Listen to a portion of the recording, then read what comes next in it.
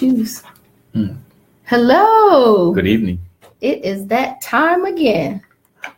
We are back for round 2. Welcome, welcome, welcome. Please come in and share this broadcast. That's what I'm about to do. I need to see. I guess at some point I need to get savvy with this, now. Shouldn't I? Mm-hmm. Let's see. It's showing. Welcome. Come on in.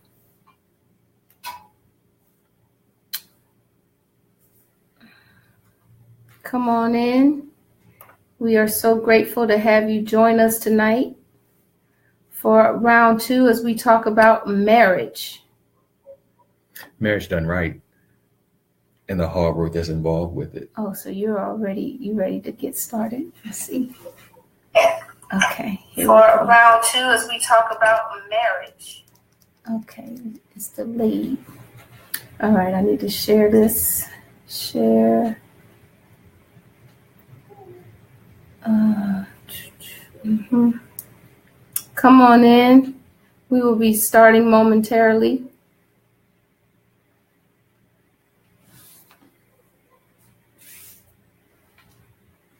Let's see.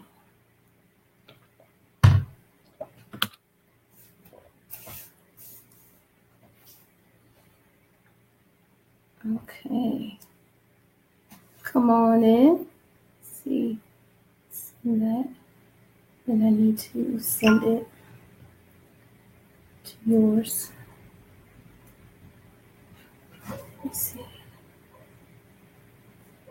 It's frozen. You see that? Unstick. Okay. Share and somebody share. Okay.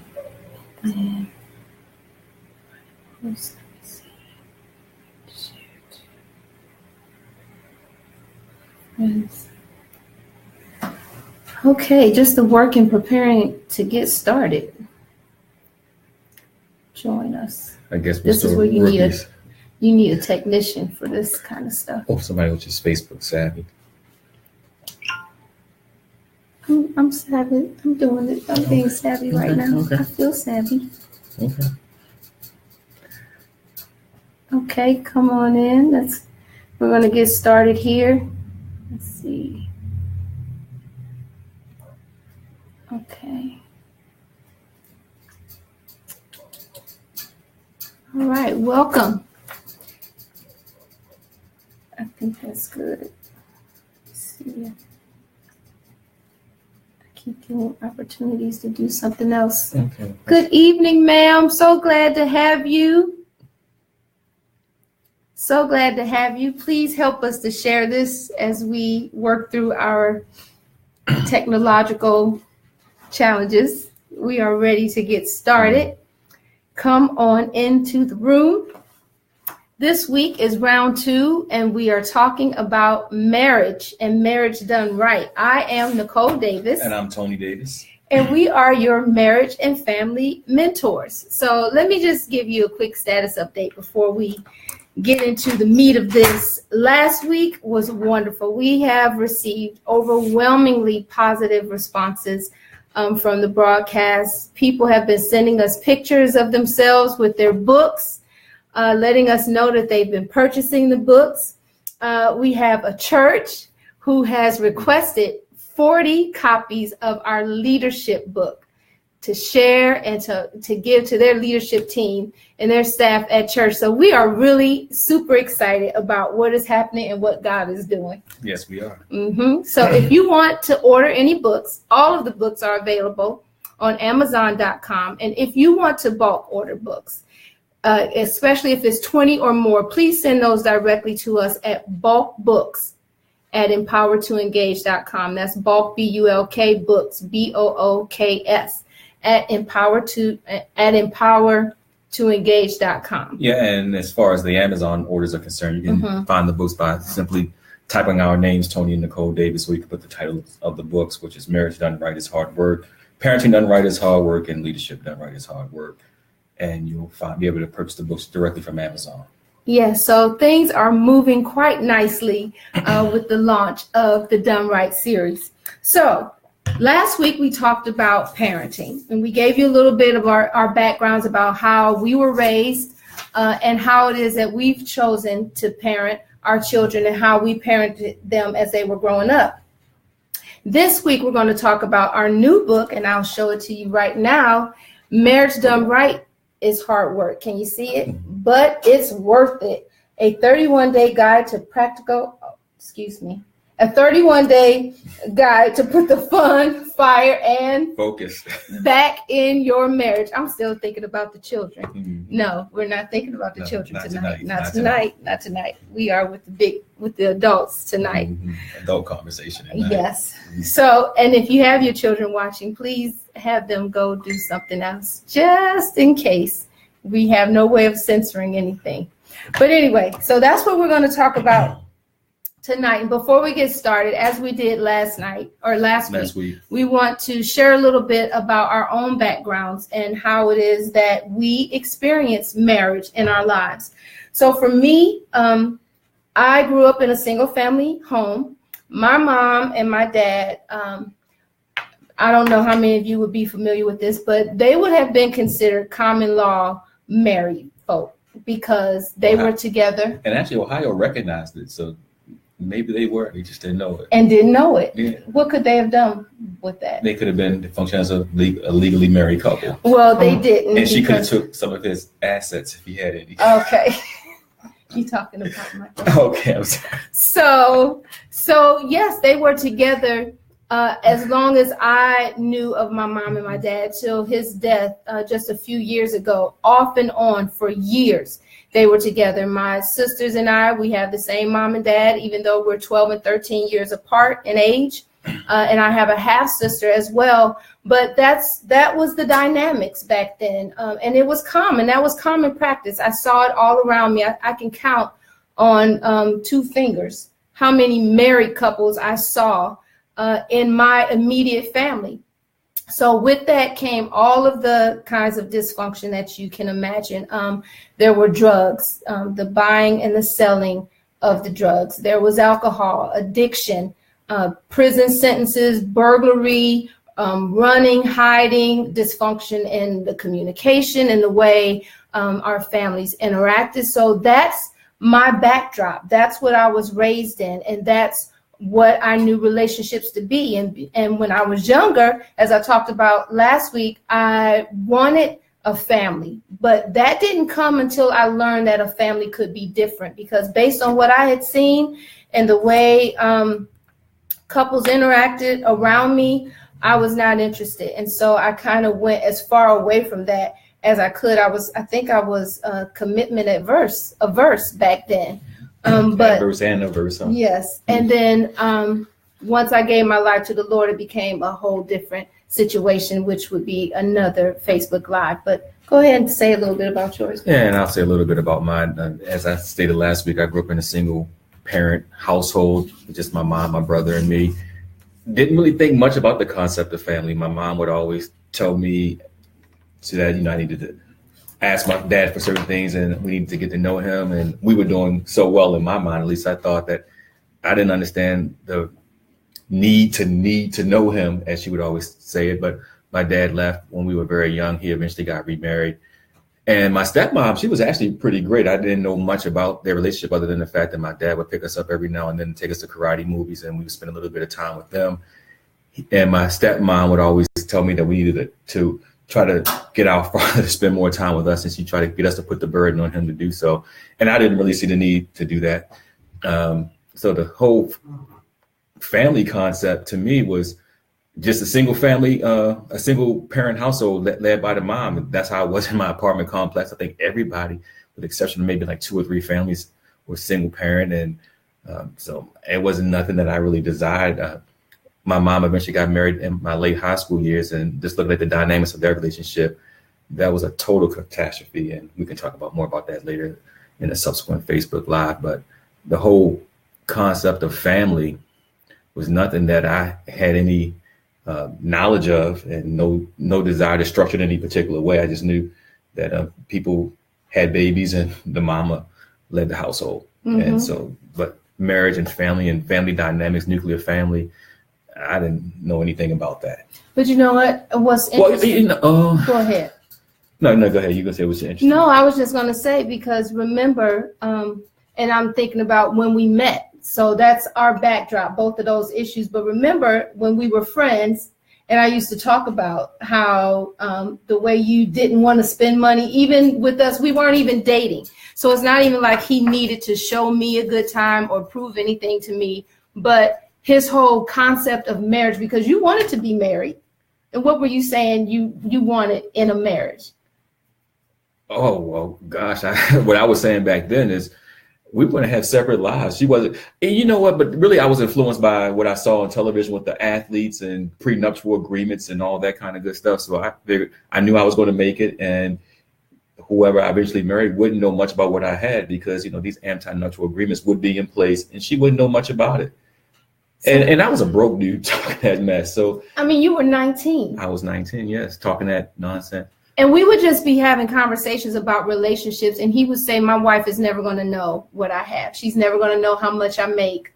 And I said, and he was very stingy. I mean, he kept his money. He kept money on him. He kept $200 in his wallet at all times as a 19-year-old. There was nowhere to go. There was nothing to buy because we were in Iceland. But it just made you, what did it make you feel? Not broke. Not broke. Not broke. Growing up broke, Mm-hmm. That made you feel not broke. And so I didn't know what that was or why he was doing it, but I knew what I saw and was experiencing with him where money was concerned. I said, if you keep acting like that with money, what did I tell you? You said no one's ever going to put up with me. I said, you will be single for the rest of your life. And you told me that we were actually, I think I asked you out to eat, and then you asked who was paying. And I looked at you like you spit in my face or something. Yes, because money was no issue to me. I felt like I could make more money. I didn't mind spending money. I never asked him to spend his money on me because, after all, we were friends. But his relationship with money was quite interesting to me. And it caused me to question, like, who's going to put up with that? Nobody. He told me I will be by myself. I said, you will be by yourself if you keep acting like that. And it was just a friend. We weren't even dating at the time. Right. She was just telling me off, really. Right. I was just letting him know what I saw. But that stuck with you. Yeah, it did. Actually, I didn't even know I was stingy, to be quite honest with you, until you pointed out to me that you are stingy. Wow. Mm-hmm. Mm-hmm. Yeah, I didn't know. I thought I was just, I guess, protecting myself. I don't know what I was doing, but I didn't know. You had to put the mirror in front of my face and show me who I was and who I wasn't. Mm-hmm. Yeah, as a matter of fact, even I remember now, because we were at the Marbar Marine Barracks, mm-hmm. and I even offered to pay for you after you blasted me. And you told me to keep my money. Right, because I didn't need his money. I was in the military too. We were both working, so. But I think that he started wanting to spend his money then. Yeah, it's done. Let's reverse psychology. Yeah, let's move on. Okay, that's in the past. All right. Mm-hmm. So that brings us to our love story. So we tell you, we've already shared that we've been married for 26 years, and that is a really, really long time. I don't know. I think that may be a record in my family. I'll have to check those stats. I haven't. But if not, we're really close to probably being the longest lasting marriage on my side of the family, because it just wasn't anything common. And when we met, I tell the story that we met, got engaged and married all in the same year. And it was in 1991. It was January 17th, 1991. And that date is important because why? Oh, that's the date that the Persian Gulf War broke out. Yes. Well, Persian Gulf. So Desert Shield became Desert Storm. Right. And you got stuck in a airport and came looking all raggedy and messing me up. Right.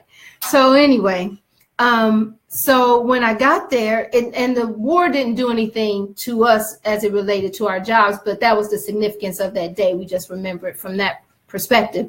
But we really were friends. We were friends from January when we first met till, I'm going to say, about the end of March into the beginning of April, because we got engaged in May. Mm-hmm. And by July, Tony was leaving because he had orders to go to Rota, Spain. And from and what I think maybe around August, because by then I told my family in May, I had just gotten there in January, that in May I'm getting married. I've met the man that I want to spend the rest of my life with. He was 20 and I was 21. Old souls though, both of us. Yes, wise beyond our years. Yes, we were, because nobody questioned it. Not on my side of the family. They were like, okay, if Nicole has decided to settle down, he must be pretty special. Those were my mom's words. So they never questioned my decision because of the way I carried myself. I didn't enter into relationships lightly, and I had very few relationships. So for me to now have one and then to say this is who I want to spend the rest of my life with, first of all, my mind had been renewed. I was a Christian. That's another Facebook Live. But so in August, Tony went to visit my family. Just to visit my family. So I asked him before we started this Facebook Live, I said, when you went to visit my family, did you ask for my hand in marriage? What was that about? What happened? And you said, I didn't have enough couth to ask for your hand in marriage.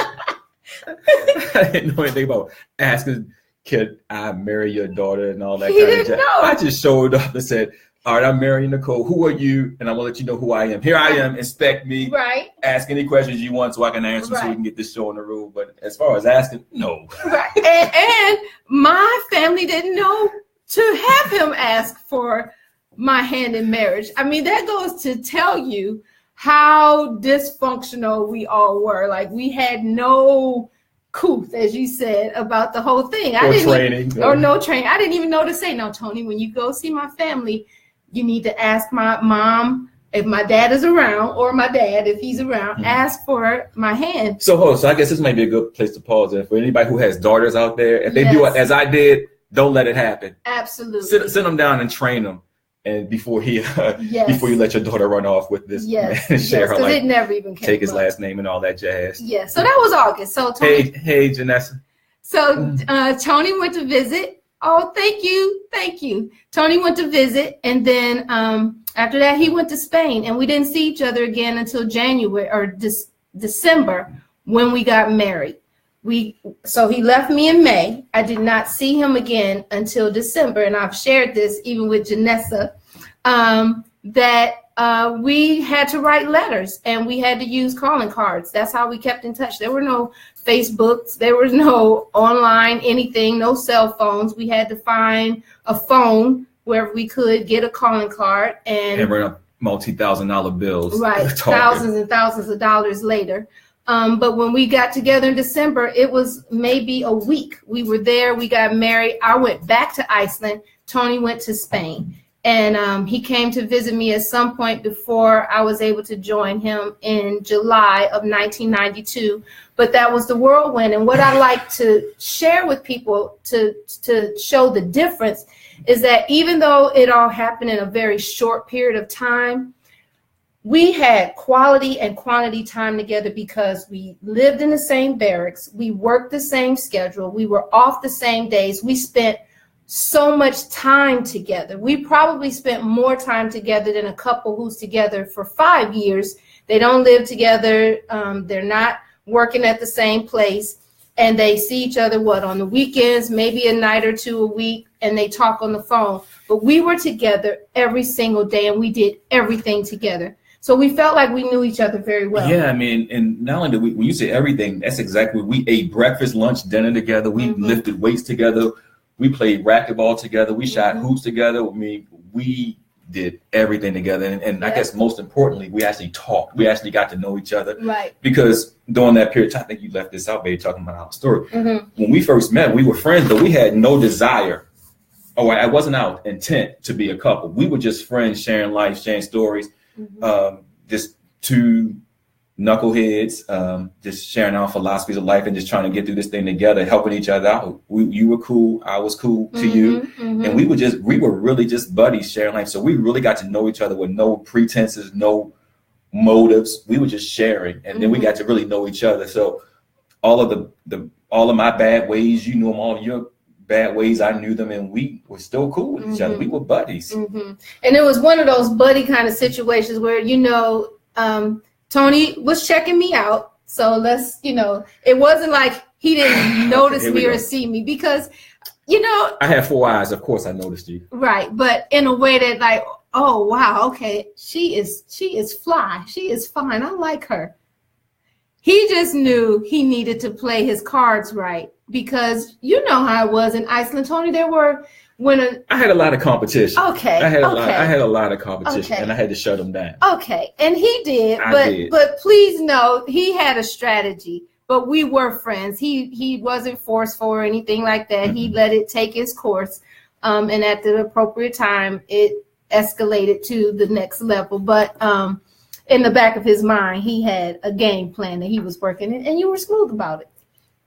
Well, I was smooth and didn't know it, I guess, because I didn't even know I was working. I just followed my desires and doing what I knew to do to the best of my limited knowledge. Right. So to fast get some of forward, your time. so to fast forward, after all of that, we came back to the States. We spent a couple of years in Spain, which we loved. And then that's where we had Jay. And then we came back to the United States. In the first 5 years, I would say, of our marriages, just like any typical marriage, we struggled because of our background, because of our perceptions, and because of our experiences and our lack of knowledge and training. We struggled. And I think the good points that we can point out that help to make the difference in moving us in the right direction is that we were able to get help. We had couples around us who had been married a very long time, and we allowed them to speak into us and to guide us.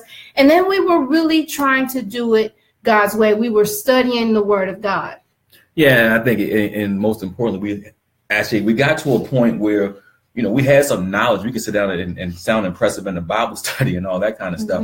But we got to a point where it's like, okay, enough is enough, man. We got to learn how to apply this stuff that we learned. We see other people on the roller coaster and they describe it as like, that's just the way life is. And we were like, that's unsatisfactory for us. We don't want to just be on the roller coaster. We want better than some good days, some bad days, and sometimes up, sometimes down. It's like, right. And we didn't, that's not for us. We didn't marry to divorce. Like divorce was not an option in our minds. We didn't say, okay, if this doesn't work, then we'll just get a divorce. I'm the kind of person, my word is my bond. So if I say it and I went this far to make a commitment, and it was with prayer and fasting, like I really believed I heard the Lord, like this was the man God said was for me. I knew that. Then I was determined to do everything in my power to make it work, because there were naysayers, of course. There were people outside of my family, with the exception of my dad. My dad, he said he didn't think it was going to work. Did he tell you that? No, he was nice to you. He was very nice to me. Yeah, but because he knew me. I didn't see why y'all had problems. Because my dad knew me and my background. He was like, okay. And marriage wasn't a part of our lives. So, but because I knew that chatter was in the background, those kind of things just fuel me even more to do what is not expected, or what has been as being considered a challenge, or telling me that I can't do it. Those are the kind of things that fuel me to do it. So when we were having the problems, I was determined, for my very own selfish reasons, to do whatever to make it work. Yeah, we had to apply the word. We had to apply it, because we knew that it could work. We just, because we were so unskilled, we struggled initially trying to make all the pieces of the puzzle fit.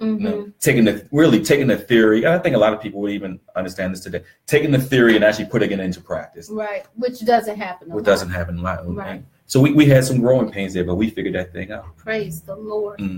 So just to give you a couple of statistics, because I like the data aspect of all of this stuff as it relates to family and marriage. There are a couple of things I want to share, and I have some good news and I have some bad news. So here's the good news. And this is research that you can actually look up yourself at another time, because I won't be able to go into it a lot, either with Barna Research Group or another organization called the National Survey of Family Growth. But the good news is that 50% of marriages are not ending in divorce. How about that? And that has never been true.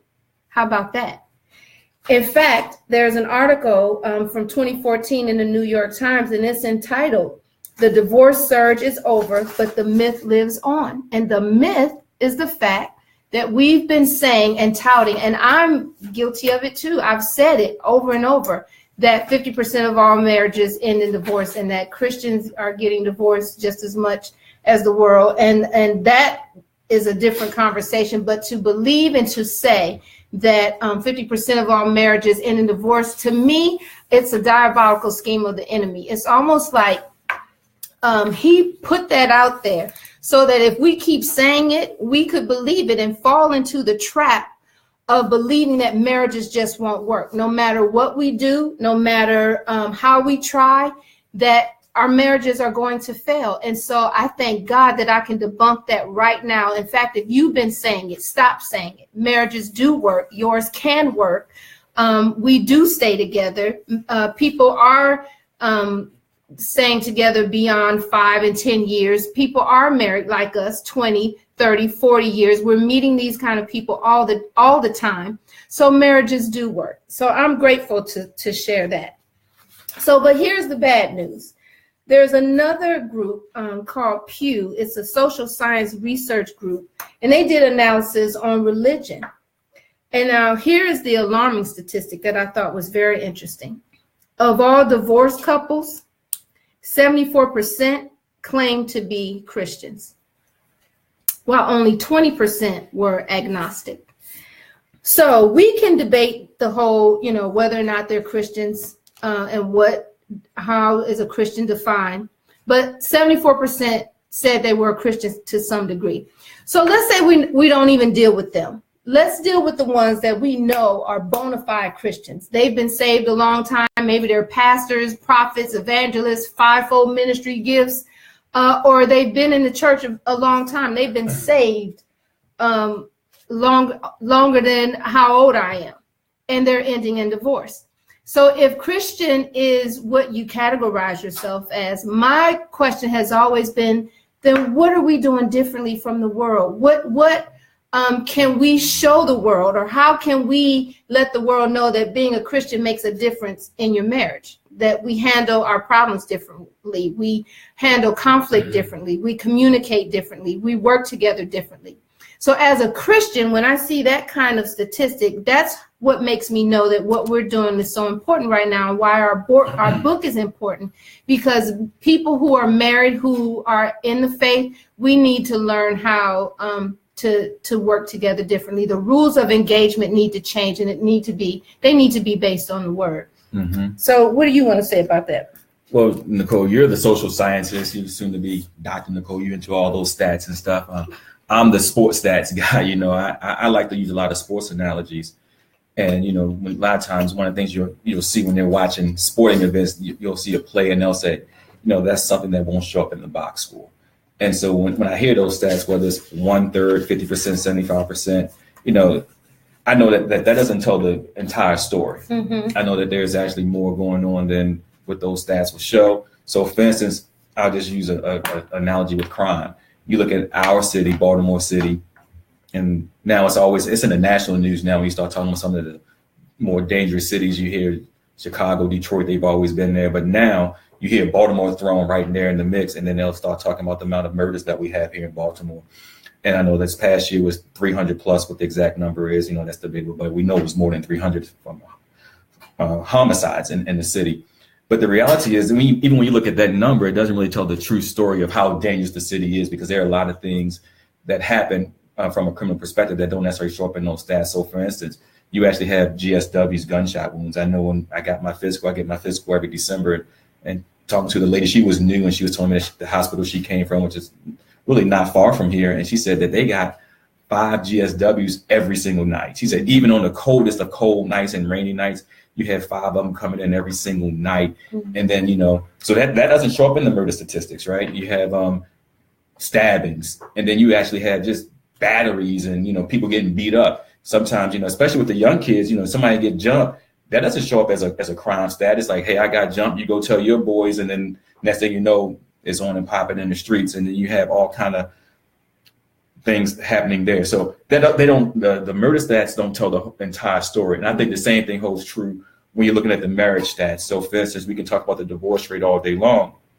But the reality is, it doesn't really tell the true nature of what's happening in the home, because we have people who are living with adultery, right? Mm-hmm. So while they stay married, it's not a healthy situation, right? You have abuse, not a very healthy situation. You have good community. You have not necessarily good. You have no communication going on in the house, right? So folks just really just living in the same house and not talking. As we say, a lot of times they stand married for the sake of the kids.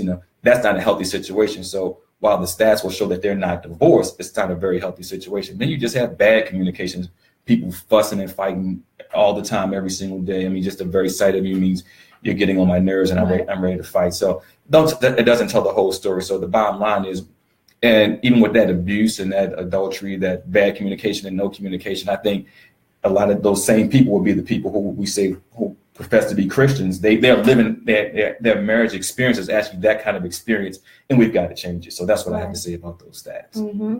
Mm-hmm. Well, that goes right into your marriage philosophy. Yeah. Well, it's really our marriage philosophy. It's our marriage philosophy. But we can tell you. So what actually happened? How our marriage philosophy was developed? It was we had a friend who actually showed us a teaching of a pastor. His name is Rick Godwin, out of Summit Christian Center in San Antonio, Texas. And the title of that message is an old message. As a matter of fact, you can't even get it anymore. We had 2 copies, gave them both away, or lent them both, and we never got them back. Very good messages, but just I'll explain to you what they were. The title of the message was A-Level Christianity. And what Pastor Rick was talking about at the time, he said he was preaching for a pastor friend of his, and the pastor friend was a very good pool player. And what he said to him was, he was telling his pastor friend how he was the best pool player and he was the best that he'd ever seen. And then the pastor said to him, he said, well, Rick, actually, I'm not that good. And he said, well, he said, I don't know what you're talking about. You're the best I've ever seen. And what the pastor said to him was, well, see, that's the problem. I'm the best that you've ever seen. He said, but there's some A-level. He said, I'm just a B-level pool player. He said, but there's some A-level pool players out there who will run the table with me. I may not ever get a shot. They're that good. And then what Pastor Rick proceeded to do is he taught the message from the title of A-Level Christianity. He's talking about how that same A-level spirit can be brought into Christianity. And then he talked about how that same pastor, because he was preaching for him, and how at the end of one of the services, they went to this diner. And then while they were there, it was really late at night after the meeting. So, kind of late at night. And how while they were there, these 2 prostitutes walked in. And the owner of the diner seemed to know him really well. So when the prostitutes left, he asked the owner about these women. He said, who are they? Do they come in here often? And as a matter of fact, the owner said, yes, they come in here every night. And he said, I know tomorrow is going to be really sad. And he said the woman's name was Janet. I still remember that. He said that Janet is going to be, tomorrow's going to be really tough for her because tomorrow's her birthday. And the pastor asked, well, does anybody do anything for her? He said, no, she just comes in here, she and her friend, and they come get something to eat, then they leave. He said, so the very next night, they went back to that diner.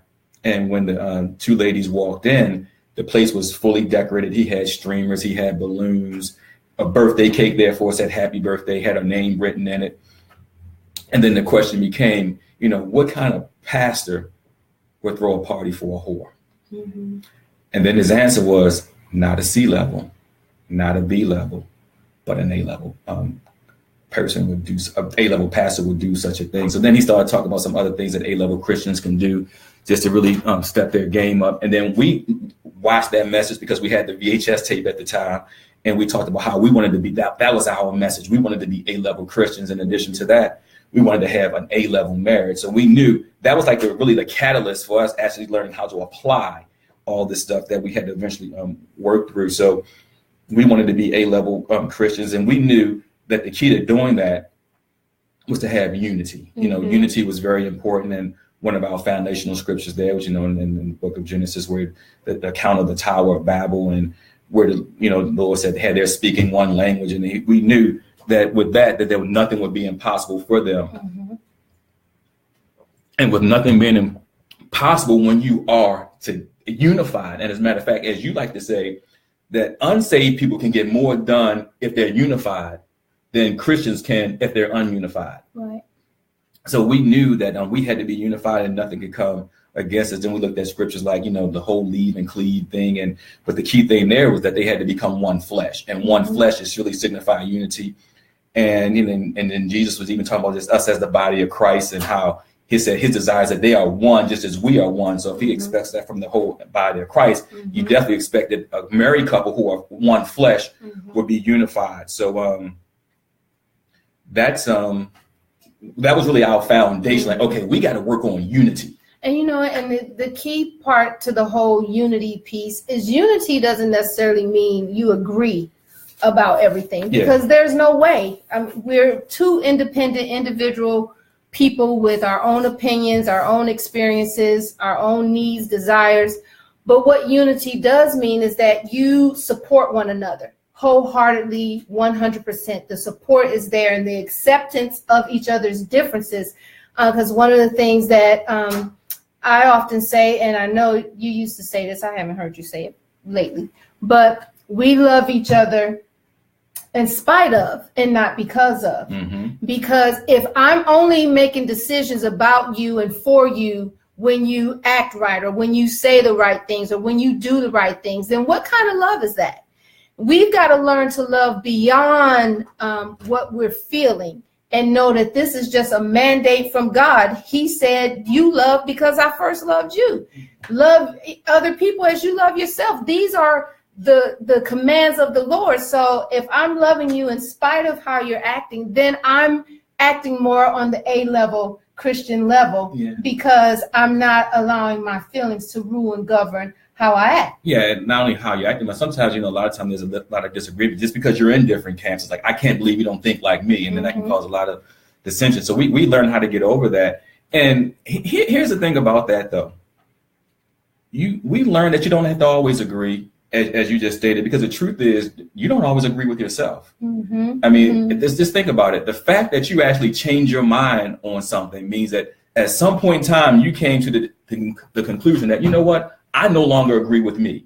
So I used to have this opinion, and now I have this opinion, or I have a different opinion. Right. So the fact that you are there means you no longer agree with yourself. And if you don't always agree with you, I think you could probably find a little bit of room to cut your spouse some slack, just a tad bit of slack, huh?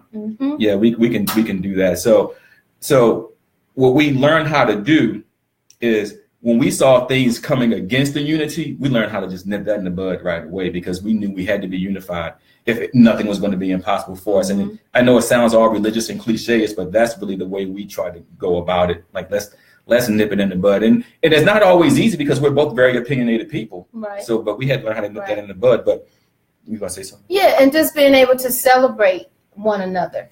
Even if you're doing something that I'm not doing, I should be able to celebrate you and support that if you're accomplishing something that you want to do. And that reminds me of when Tony went to law school. And I thought this was so unique that the law school did this. So they had a class for all of those who were either spouses or family members that were going to be directly involved with the student as they were going through law school. And what they did is they taught us and really wanted to help us understand what this meant, what was going to be involved, how intense the program was going to be, and to tell us in advance what kind of stress this would put on the relationships and what we needed to do to combat that and work through it. So one, the family could stay intact, and two, the student could succeed and actually complete the program. And that, to me, is, if we went into our marriages like that, if we went into our relationships like that, just knowing that it's going to be hard. We already know that. You're going to have challenges. It's going to be hard work. Which is what we didn't understand when we initially got married. We didn't understand that challenges will always be there. Even though you say it in your vows, for better, for worse, you have no idea. You have no point of reference for that. But what the law school taught me is that decide now that you're going to stay together. Decide now that no matter what you're up against, that you have each other's back. And that's what marriage is all about. Deciding now that we're going to work through this. And at some point, because I'm also a mediator, what we like to tell people who are in conflict is that you've got to see yourselves on the same side of the table, as opposed to opponents sitting across from each other. Your goals and aspirations for the marriage you have to be on the same side. That's the only way you can tackle the problem. And then let the problem be the thing that you're focused on and not one another. And the fact that you're not necessarily agreeing about how to tackle the problem, but if we're on the same side and looking at it together, we can talk about it. Yeah. And we can consider some things together. And those are the little nuances that make the difference. So you're learning the word, you're applying the word, but then you're also getting other information like our book that can also be supplemental learning to help you navigate through those times. So that's what's really important and key. And you know what? And really, we had to just get some things established foundationally. And here's our foundation, right? We understand that, look, God's way works. We honestly believe that doing it God's way will work 100% of the time, and that's the best way to do it. You know, you can do it another way if you want, but the best way to do it is God's way. We like to think that we're mature enough, and we consider ourselves to be mature enough to want to do it God's way, right? So now, if things aren't working, then we have to ask the question: which one of us doesn't want to do it God's way? And who's big and bad enough and bold enough to say, you know what, I just don't want to do it God's way. You know, I know God's way works, but I want to do it a different way. I forget about all that God's way stuff. I want to do it my way right now. So if we're not working, it's not that God's way doesn't work, it's that we don't work. That's right. And we have to really crucify the flesh and say, you know what, I want to do it God's way. And let's deal with stuff so that we can get back to work, because the bottom line is we know we can do it. We just got to put the work in. Right. And that's a fundamental thing. And then also with us, even with like a lot of the marriage teachings that we would hear, it was all good stuff, I guess. It was very popular stuff. But the reality is, it really didn't resonate with us. So for instance, you would hear things like marriage is about being holy but not happy, and we did. And you know what, quite frankly, we didn't understand that. Or you would hear things like don't focus on happiness. You know, that's just your emotions. You know, as a Christian, you need joy, which is a fruit of the Spirit. All right, so look, here we go. Let's talk about that. Okay. We understand that it is not our job to make the other person happy. As a matter of fact, we need to spend time in the presence of the Lord. That's the joy of the Lord. That's what the joy of the Lord is, and the joy of the Lord is our strength, right? Yes. And His presence is fullness of joy. So that's where our joy comes from. It's not your responsibility to make me happy. But by the same token, here's what we understand. We understand that we have individual destinies. We have a corporate destiny, like what we're doing right here. This is part of our corporate destiny. We have to we need to discuss that. What is God saying to you? What is God saying to me? And what do we need to do about that? But also we need to discuss, how is the enemy going to attack us? And then we need to learn how we had to address that and understand, you know, the Bible told us not to be ignorant concerning the strategies of the devil. So we had to discuss, okay, here's what's happening. Here's how he's going to attack you. Here's how he's going to attack me. Here's how he's going to attack us, so we can be ready. And then, as opposed to focusing on making each other happy, it's like, how can I serve you and support you for what God has called you to do? And so then the question really becomes, how can two people who are focused on serving and supporting each other not be happy? Right. And then, you know, and look, and then we like to quote it, this one scripture, you know, without a vision, the people perish. But it also in there says, happy is he who follows the law. Or in other words, happy is he who does things God's way. So we understood that we could be happy. And as you know, so all this trying to be holy, but look, I know this. I like being around you. Yes. And I want to like being around you. Yes. I don't understand how being miserable around you equates to the abundant life that we're supposed to have. Now, granted, maybe somebody who's on Facebook Live, who's watching now, who may watch a rebroadcast, they may understand, but quite frankly, I can't comprehend that. I don't understand. I don't understand that. Well, I mean, just think about it. And see, we're both very practical, especially me not getting saved in the church. God has allowed me to be unconventional in a lot of ways. And my thinking when it comes to how we live out this word, it always makes me question some of the things, some of the behaviors that I see, and has gotten me in trouble many times. But if God was not concerned about our pleasure, first of all, he wouldn't have given us Song of Songs, Song of Solomon, to show us what it looks like for two people to be in love. But we know they're having a good time. Okay, yeah. Whether they're dancing through the tulips and the lilies, you know, or hanging down through the trees, irregardless of that. No, regardless, not irregardless. No, irregardless is not a word. Okay, It's regardless. Okay. Regardless of that. Mm-hmm. Why would God give us taste buds? Why would he allow us to have color in our vision? If sight was just the only thing that was necessary, why allow us to see vibrant colors? Why allow us to enjoy the flavor of food? I'm a foodie. Why would we have taste buds and the ability to smell, and not just for defense mechanism, to keep ourselves safe, but flowers have beautiful smells and scents and aromas because he's given us the earth to enjoy the fullness of the earth in every aspect of the earth. Why do we not just procreate? Why must there be pleasure sensories involved in that at all? So it doesn't make sense. Like, if you really think about some of the things that we say and some of the things that we tout, it just doesn't make sense. And so we want, even through our book, we challenge you to think about things differently, to deal with one another differently, and consider the other in various ways so that you can enjoy. We said to get the fun, fire, and focus back in your marriage, because it should be fun. Yeah, I think it should be fun. I mean, you do things because it's fun. You do things that you want to do. And we just honestly believe that you can be happy, have joy, and be holy. Well, you remember? And you don't have to exclude happiness out of that equation. We had season passes to Six Flags, Tony and me. Well, now, the kids had them, but we would take the kids to school, and then he and I would go to Six Flags. So we would drop the kids off, take a day off work. I wasn't working, I don't think. Okay. And Tony would take a day off, and he and I would go to Six Flags, have a good time, and then be back in time to pick up the kids. Yes, why? Because we just enjoyed being around each other. We were friends, and that is not a bad word. Like, we can achieve friendship in our relationships. Yeah, and we can be happy. And be happy. And I'm gonna tell you, in this whole thing about, like, don't strive for happiness, go for the joy. Well, here's how I look at it, because happiness is in the emotions, right? So here's my understanding that the emotions is part of the soul, right? Mm-hmm. The mind, the will, and the emotions. And then the Bible also instructs me that I should prosper in health even as my soul prospers. So if my soul is prospering, that means I'm going to prosper in my emotion. So if I'm prospering in my emotion, that means I should be happy, right? So why must I settle for not being emotionally mature and emotionally happy? It just doesn't make sense to me. It never has. And quite frankly, and I think we've actually proven that you can have happiness in your marriage. But the key is to support each other. Right.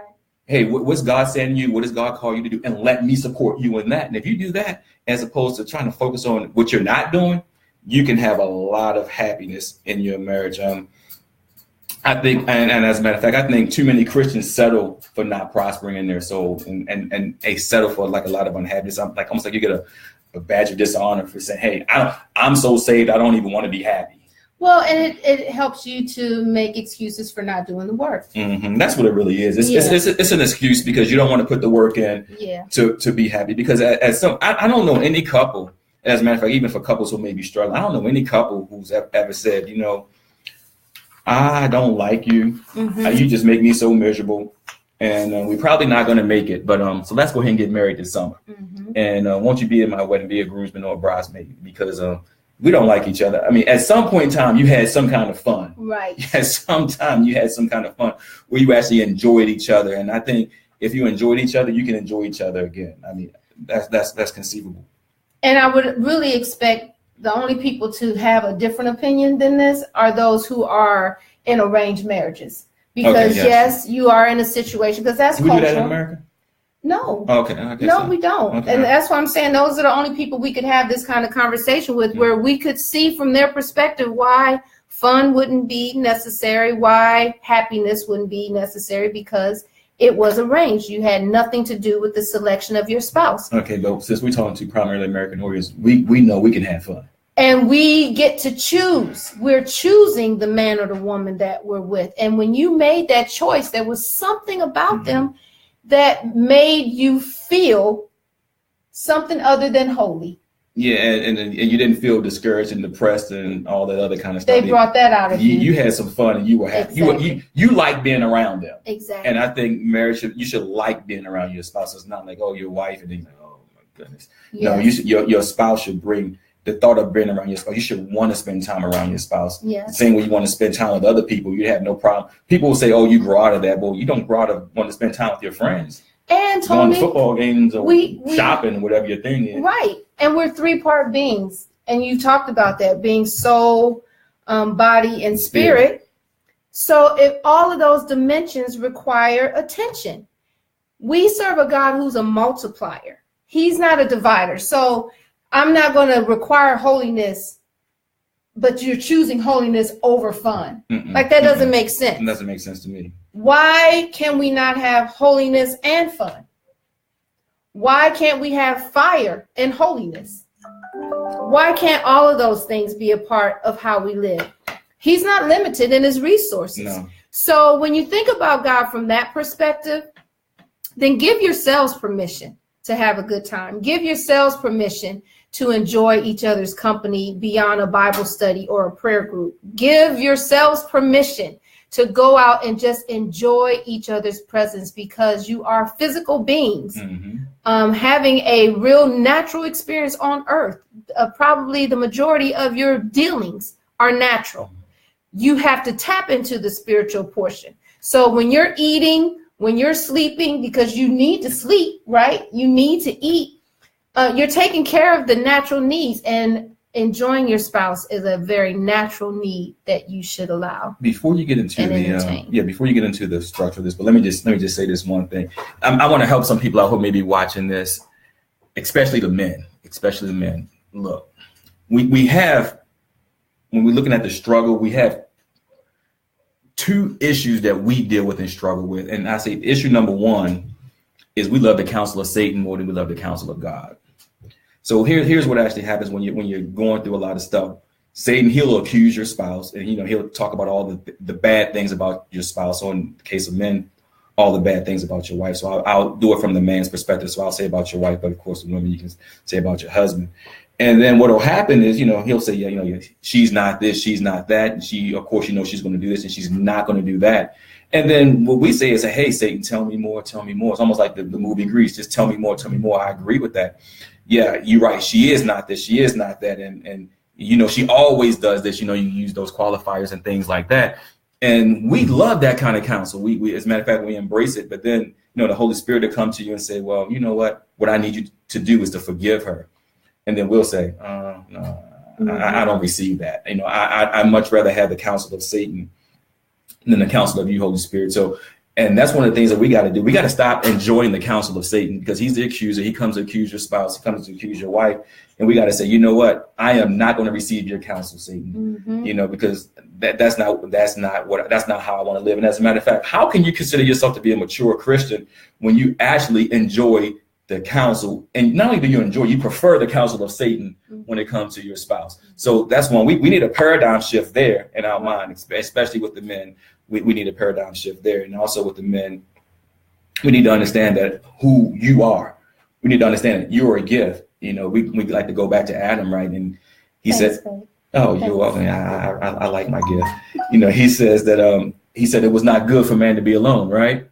And then what he did, he gave him a good thing, right? But what we do is we have let a lot of society and even religion tell us that, you know what? She doesn't need to sit down and need to shut up, and her only job is to support you. And then you need to bring everything and then see how she can support you. But the problem with that is, when I don't understand your purpose, I don't understand your destiny, I don't understand why you came through your mother's womb, and I don't know how to build you up, then you can't be fulfilled, and you can't even be the best help to me. So and now you're sitting there, you're all unfulfilled, waiting for me, twiddling your fingers. Go ahead and produce something.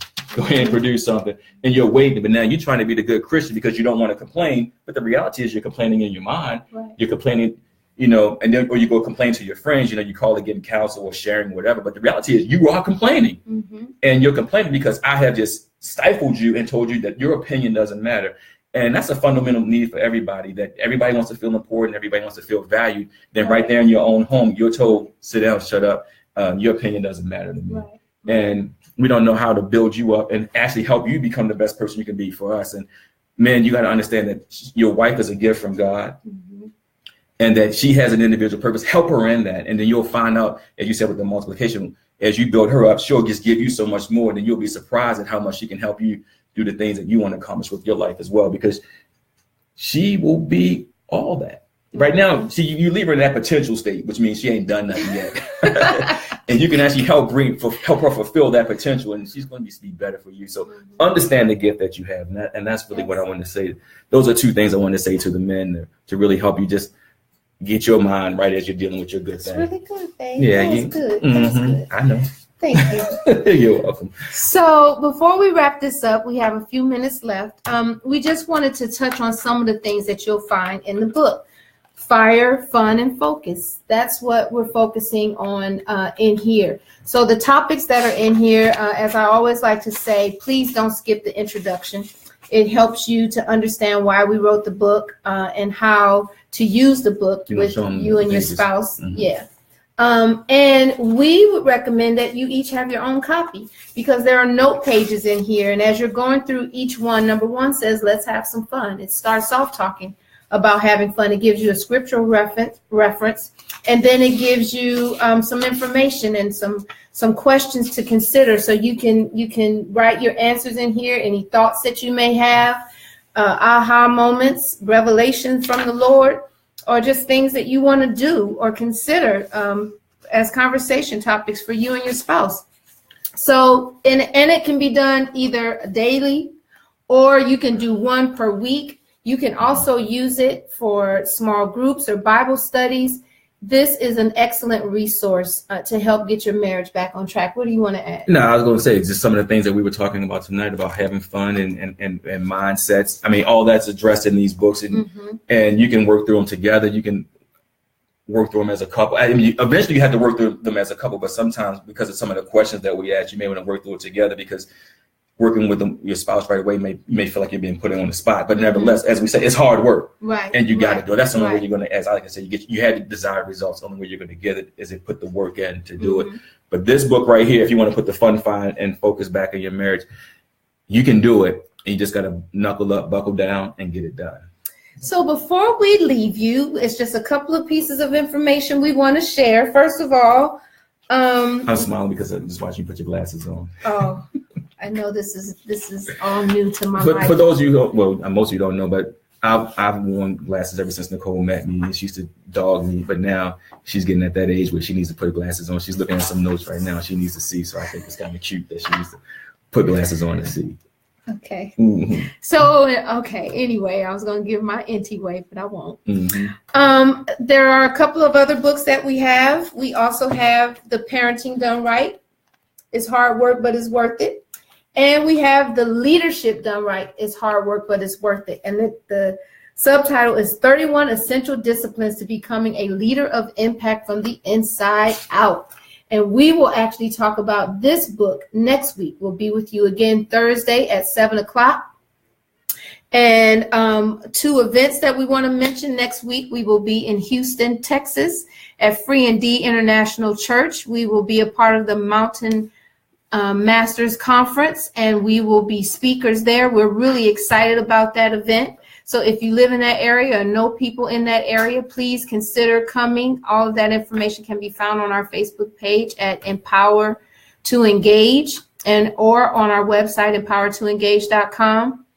And in February, if you are in the area or just willing to travel, come and meet us. We're going to have our book signing on February 17th. It's a Saturday from 5 to 9. You'll get a chance to meet us. We'll sign your books. You can either purchase them in advance on Amazon.com, or you can purchase them on site. We'll have books there. We would love for you to come out, especially if you're in the DMV area, DC, Virginia, Maryland, anywhere up and down the East Coast, or if you happen to be in town, please stop by. We would love, love, love to meet you. So we hope that you will join us here next week at 7:00 as we talk about leadership. The flyer for the book signing will be going out tomorrow. So if you have not already liked and followed our page on Facebook, Empower to Engage, please do, so that you can get the invite directly to your Facebook page. And that information will be available on that page as well in the event area. Anything else? No, that's it. Okay, Good so night. we thank you so much for being with us, and we will see you next week. Good night. Peace. Bye-bye.